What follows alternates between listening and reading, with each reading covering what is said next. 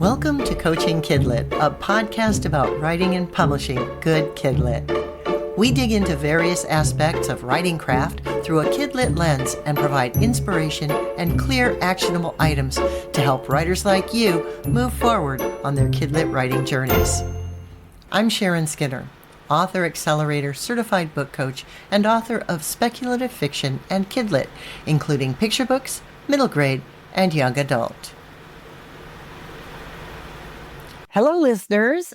I've got another special guest for you this month. Claudia Rueda is an author and a New York Times bestselling illustrator of more than 30 picture books. Her books have been published in the United States, Mexico, and Spain, and have been translated into 16 different languages. Nominated for both the Hans Christian Andersen and Astrid Lindgren Memorial Awards, Claudia is originally from Colombia, where she went to law school and art school and worked as a political cartoonist before studying children's book illustration at UC Berkeley and receiving a master's in creative writing from Lesley University. Currently a teacher at the School of Visual Arts in Pan America, Claudia loves to give back by supporting aspiring artists and writers. And you may know her from her popular bunny books, including Bunny Slopes and Hungry Bunny, or her illustrations for the Teacher Cat series. But Claudia's newest picture book, Meet the Smushkins, came out in December of 2025, and it's about these really adorable creatures called Smushkins who dream and play and love being together. Welcome to the show, Claudia. I'm so happy to have you here. Thanks, Sharon. Thanks for having me. I'm so happy to be here. So, Claudia, I'm very fascinated by the fact that you were a political cartoonist before you were a children's book illustrator. Those seem like very disparate things. So tell us a little bit about what drew you originally to cartooning and then what drew you to move into children's illustrating? Yeah, thanks for asking. When it was the time for me to decide what to do with my life, like starting college, I didn't want to go to art school because I wanted to say things with my art. I wanted to say things with pictures, and I really wanted to change the world. So that I imagine that's why I went to law school, which was a crazy thing to do. But I also wanted to do graphics, and I took art classes. So as soon as I began college, I started submitting political cartoonings because I met somebody who was working on a newspaper. I said, okay, why don't you send something? It was just as simple as that. And I stayed there for about 5 years doing political cartooning while I was going to law school and while I was taking art classes. It was crazy. And when I graduated as a lawyer, my thesis, my graduation thesis was an illustrated graphic history of Roman law. And it was published by the university. So that was my first published book. That's amazing. So I tried to work as a lawyer, but it was a disaster. It didn't work out. So 2 years after that, I decided, no, I have to do books. That's what I like. I like to say things with pictures. And from there, we moved to California with my husband. We really wanted to learn about computer graphics. That was like the new thing at that time. And I found I had like some extra time on the week. And I saw this class of illustrating children's books at UC Berkeley. I didn't even know what a child was at that time.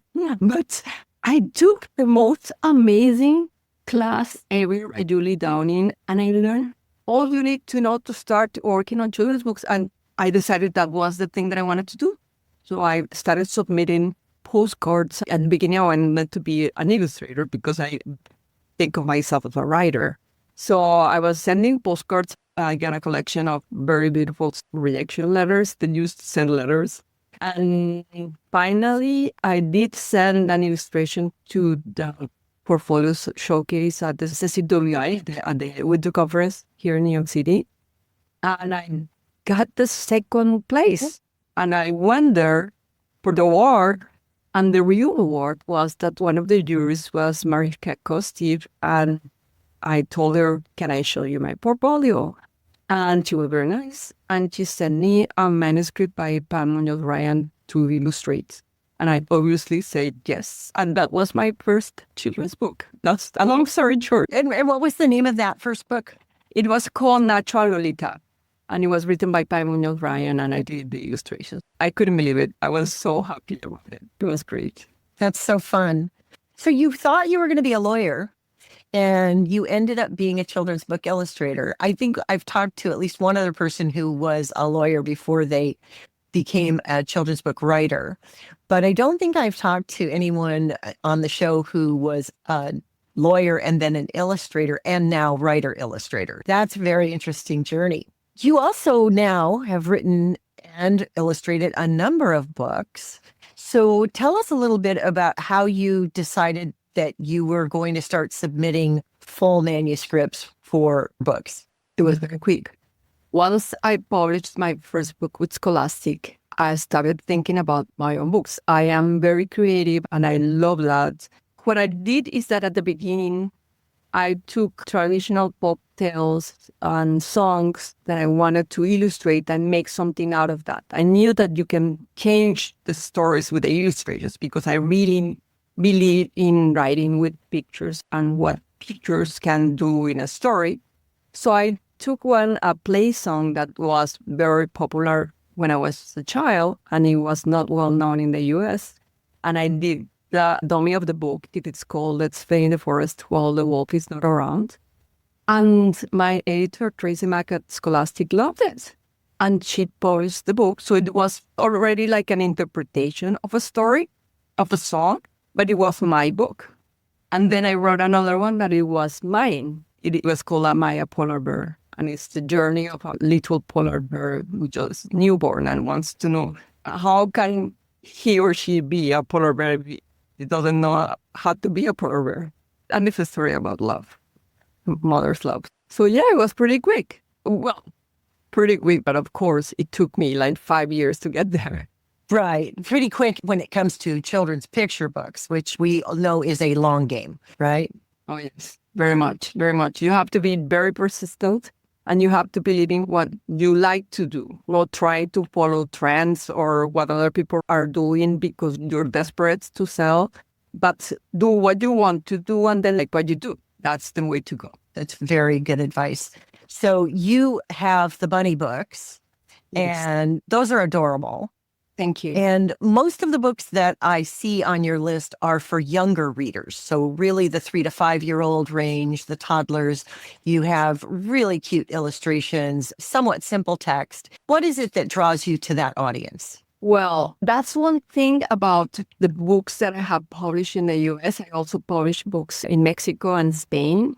And they tend to be for another audience. But for here, I don't know if it's because of one language, which is closer to the basic language of small kids, or because I have tried to sell those others, but I do not fit the market for a reason. But I always end up doing these funny books for small kids, and the market is open to that. And I love that because they like sense of humor. They like these characters who are a little bit cute, but also a little bit mischievous and very clever. And I think there is a space here for this kind of books. I also do different things. I don't do just one thing. I do these books. I do books for older kids. And I do a little bit of comics and still do a little bit of comics. But this is the kind of books that I kind of sell here. And I love it because it goes really well. Yeah, they're absolutely adorable. And your newer book, The Smushkins, first of all, who doesn't want to say Smushkin? It's a great word. It's fun to say it, and they're adorable. They look like smushy little animals, like plushies, but little animals. How did you come up with the idea of Smushkins? Okay, and point your previous question, I have always wanted to try to make clever books for small children. Clever and fun and with humor, but also deep and also good. So that's one of my challenges, like doing good books and attractive books for small children. I love it. I love that age, like from 3 to 5. I love it because it's the time of discovery, of curiosity, of playfulness. So I love the challenge of doing books for them.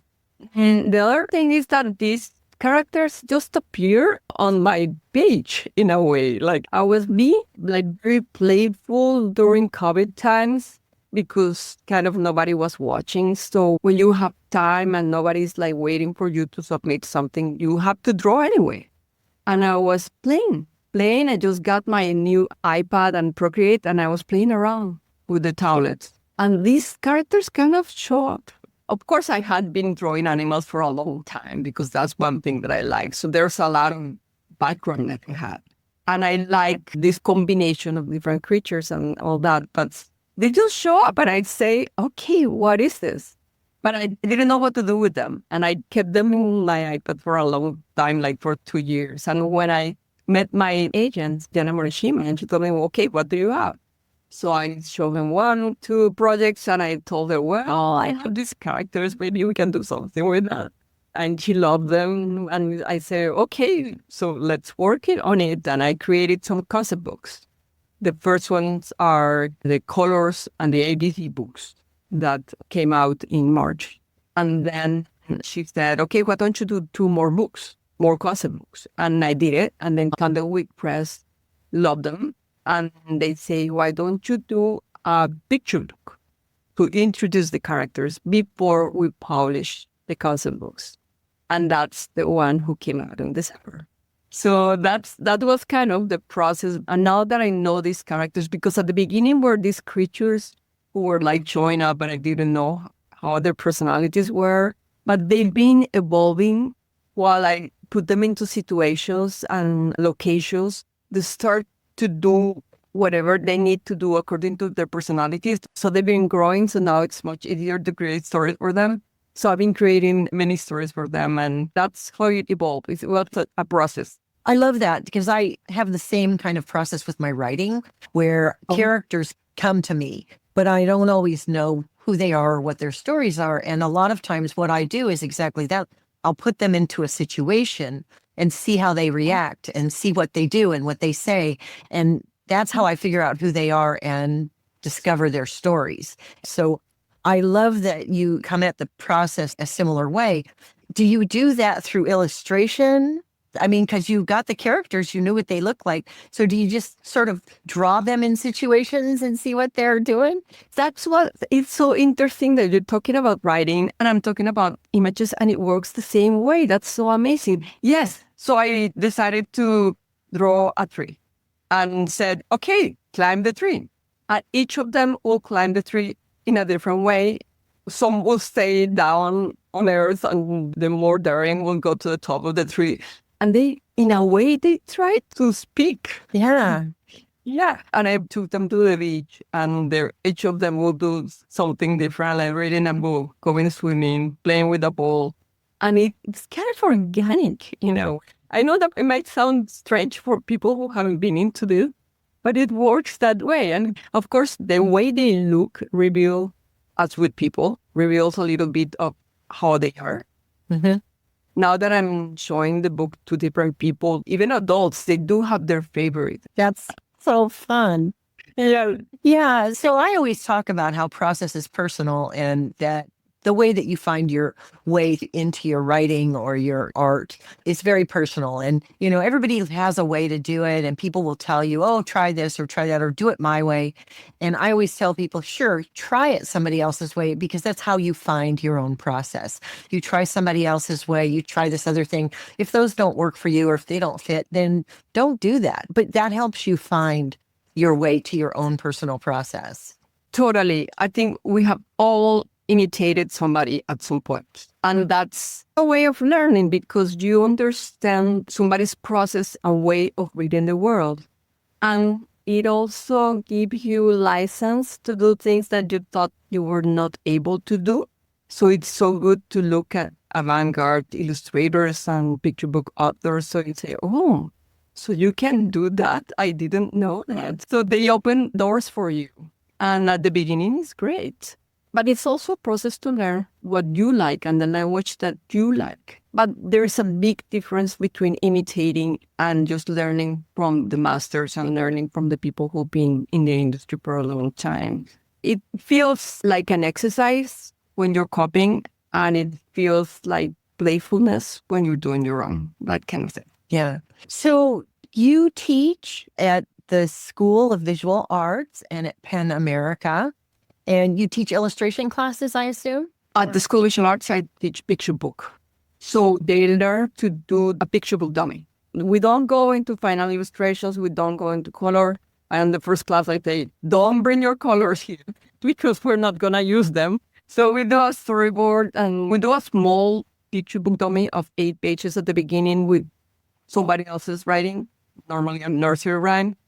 And then they start to work on their own project. They do a storyboard.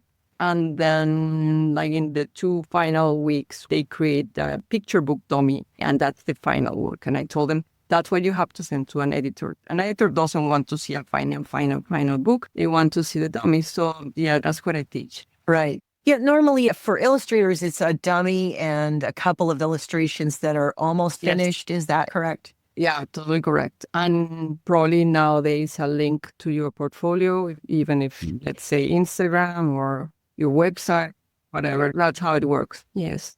Yes, we coach our local SCBWI members to have an online portfolio so that there's a digital link now, because that's what is being asked for the most. I mean, you can still send postcards. You can still do that, but on your postcard, they want to see that you have a portfolio they can just look at. Of course, that shows a lot about yourself and your consistency, that you're not a one-trick pony, that you can do things. And that's very important for picture books because consistency is very important in picture books. You have to do a lot of pictures. Yes, and you have to be able to recreate the same characters from different angles, and they still have to present as the same character. That's a mad skill right there. Totally. That's why the picture book dummy is so important, because they can see that you're not just a very good artist, but you can also sustain that narrative during 32 or 40 pages or 80 pages, that you can keep going and evolve your characters and your situations. That's the visual narrative. And I do a lot of emphasis on visual narrative. That's like the main thing that I want to teach. And as you say, children's literature is an art form, right? It's not the same as educational material, even though picture books can educate. This is literature and it's art and it's poetry, and it's very important for illustrators to know that. And because there is a sense of enchantment, and there's like this once upon a time, like it takes you to a little suspicion of disbelief, and you want to be there, and you develop empathy towards one of the characters or all of them, or you hate one of the characters. So you get into the situation. That's what fiction and literature is. There is an emotional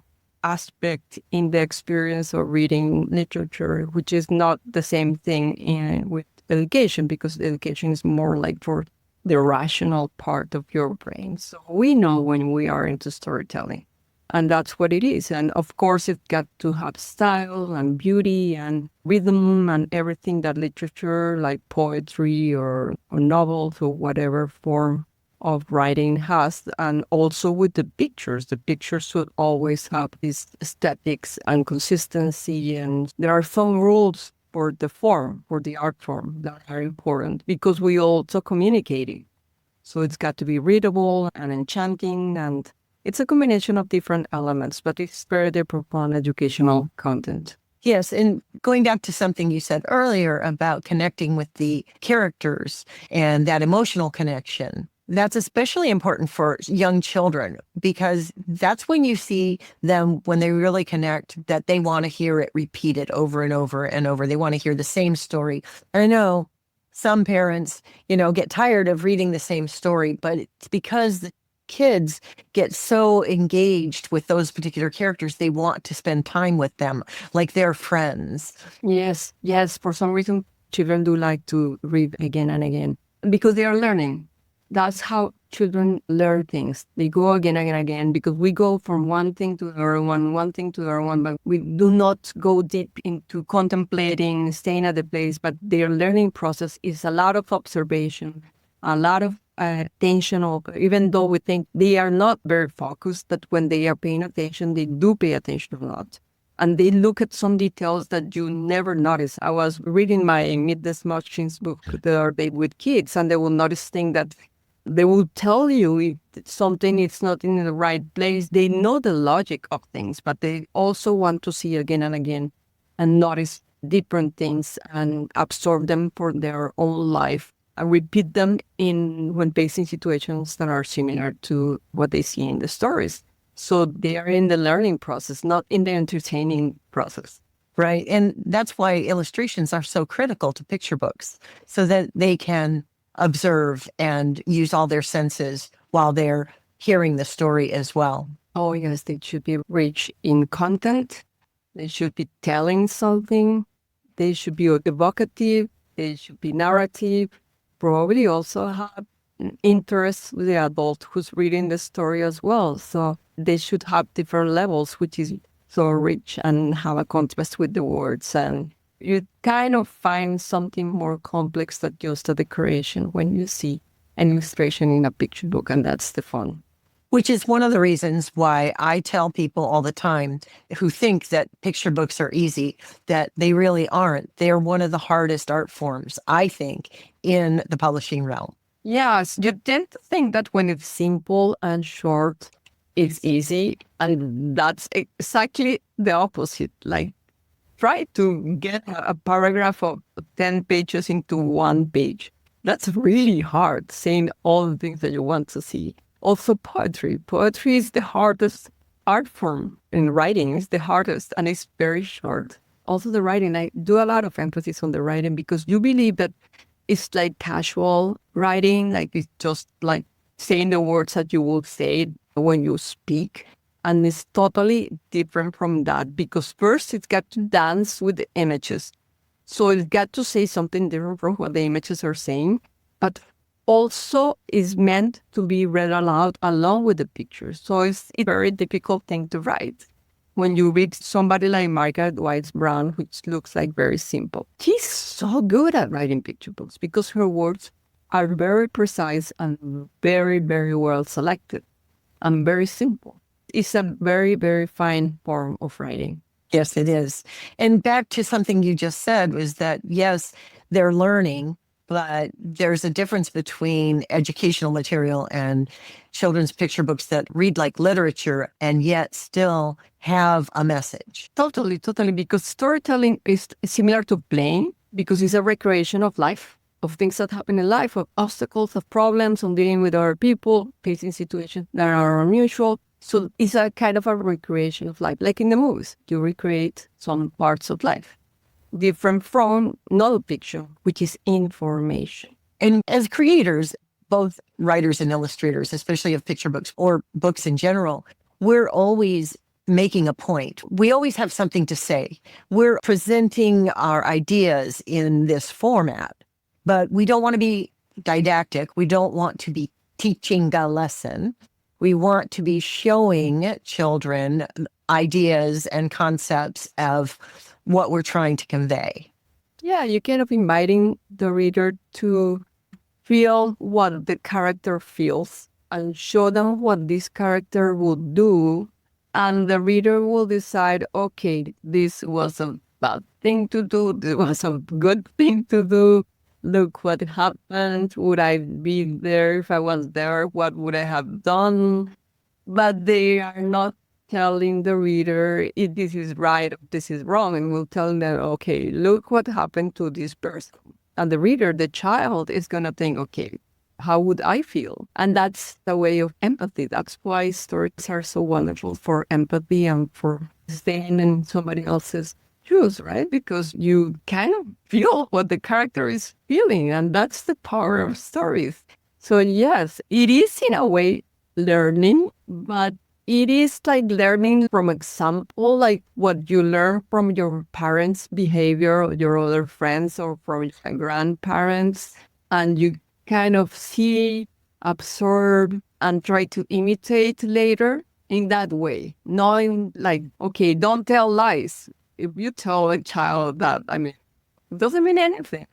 But if you see that your parent is always telling the truth, that's totally different. So that's how education in stories work. Yes, and we show, we don't tell. Totally. It's exactly what I was saying. Yeah, you show up, but you don't say this is wrong, this is right. Like, okay, you see somebody who's telling lies. Okay, what is this? Yeah. Right? And children are very creative. You think that children just humans in construction, they are not. They are the base and the support of everything we are because of our childhood. It's not that our children are because us as adults. So we are the result of our childhood. Yeah. And so when you're reading picture books to young children and they're asking those questions, how would I feel? Is this a good thing? Is this a bad thing? And making up their own minds about things. They're developing their own critical thinking at an early age. Of course, because you're not telling them what to think. You're inviting them to think, but not telling them. And there's always ambiguity, because if there's a contradiction between the words and the pictures, there's going to be some ambiguity, which is good too. Because as we know, even though many people try to tell us the opposite, there's not such thing as black and white in life. So that's also good for them to know. It's good for them to know that maybe yes, maybe no, that there is a possibility. And that's critical thinking. They decide for their own. They are not so good at judgment when they're kids, but they are really good at asking questions and learning in the process when they read. Talk a little bit about where you're going with the Smushkins. Do you have more books? I mean, it sounds like you have about 5 now. Are you planning on some more? Yes. Yeah, because the first one was an introduction to the Smushkins. So there was a picture book. Smushkins were looking for a house. And through the process of looking for a house, we learn about what they like to do, what they enjoy, like as a group. But now I'm starting to develop their own individual personalities. And that was the process that I went through when I created the concept books, because I was putting them into a situation that's I have an alphabet book, and I had to create like 28 different situations, and that helped me to learn about them. So at this point, I already know a lot about them. And I'm creating, I have already written 4 different stories. They are still not on contract, but hopefully they will be picture book stories. They go to a haunted house, and there's another one about choosing their costume for Halloween. There's another one about a hen that is a pet. They have a pet hen, and the hen has 5 chicks. That's the cutest story. And there's always a stranger who comes and makes a mess, and dealing with that mess, because Smushkins are very kind. I mean, they are not romantics. They know when they don't like something. So they had to deal with that, and they had to come up with a solution with the person who arrives. It's breaking all the peace in the house. So I'm having a lot of fun there. Claudia, I love talking to author illustrators because I love getting the illustrator perspective on things. It's really important, I think, for writers who are not illustrators to understand the way that they need to leave room for the illustrator so that the words and the pictures speak together. And so it's really fun to talk to someone who came from the illustration side, and then you tell the story. So that's been fun for me. I have another question for you, because you mentioned that some of your Smushkin books are written, but they're not under contract. Do you want to talk a little bit to the audience about how that works? Even though you're an established author illustrator, you have some books under contract, but not all. And you have books with the same characters, but you don't know yet if they're going to be published. Yeah, well, obviously it depends on how the first books do in the market. And that's a little bit cruel with the character.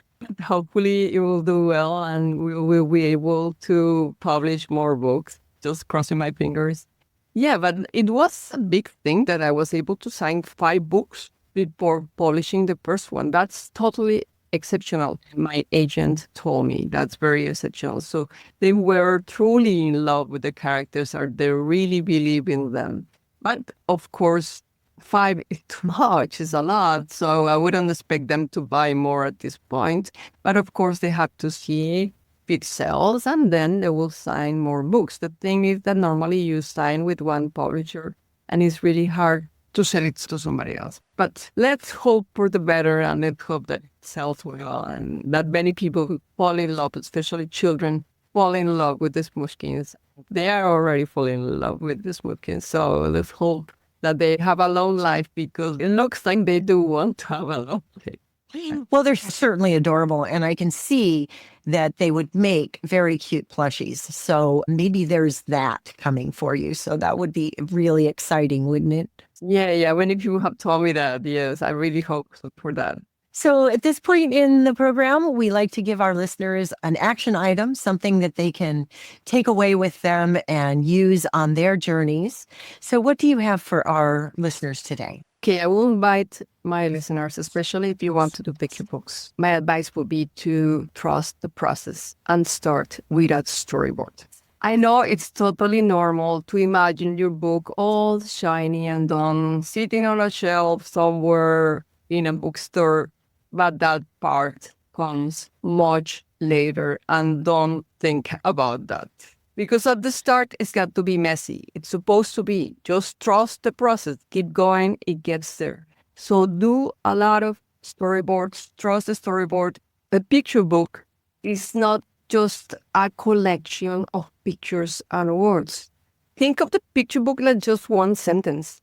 You have to write the whole sentence before you go to the details of each page. So do the whole thing, even if it's sketchy and not very well done, even if you don't like it. It's normal that you don't like it at the beginning or it doesn't look good, but trust the process and go step by step and start with a storyboard. Please do a storyboard if you want to do a picture book. I think that's great advice, even for writers. When I'm writing a picture book, I do a dummy and I just do it with stick figures. And I don't know what the outcome will be. Surely someone who's a visual artist, such as yourself, will come up with so much better ideas for the visual component of it. I very much admire the visual artists and the illustrators who take stories from someone like me and then make it into something even more amazing through the visual arts. But I think it's important that we do storyboarding and or a dummy as part of the process, even if we're the writer and not the illustrator. That's a great action item. Thank you. I'm glad. So for my action item, I'm going to recommend that if you're an illustrator, to go out and look at books like Claudia's books and other illustrators that you admire and do exactly what Claudia was talking about earlier on and look at how they've done it and see what it is that you can take away from that. Not copying, but finding the way that they did it and the joy that they put into it and using that to inspire your own work. And you do that as well as a writer. You do the same thing. You go out and you read other people's picture books and look at them and understand, how did they do what they did? How did they make the words sing like that on the page? And how were they able to choose perfectly precise words for that particular story? And emulate that, find a way and find your process into picture book. So Claudia, where else can we find you online? You can find me on Instagram and also on my website. Is my full name, claudiarueda.com. And you'll find my books, some things about me, about school visits, talks, and all that information that you have to have when you're a picture book author. So those will be the two places to go. Great. And we will put that information in the show notes so that the links are there and available. So you can go check out Claudia's work and her Instagram and follow her. I'm sure that she's offering up more inspirational information on her Instagram, just as she did here today with us. Claudia, thank you so much for being here today and for offering up your insight and all of this wonderful information for our listeners today. Oh, thank you so much, Sharon. It was a full pleasure. Well, bye for now. We hope you've enjoyed this episode of Coaching Kidlit, a writing and book coaching podcast for writers who want to level up their Kidlit game. For more episodes, visit coachingkidlit.com. And to find out more about what a book coach can do for you, visit my website, bookcoachingbysharon.com.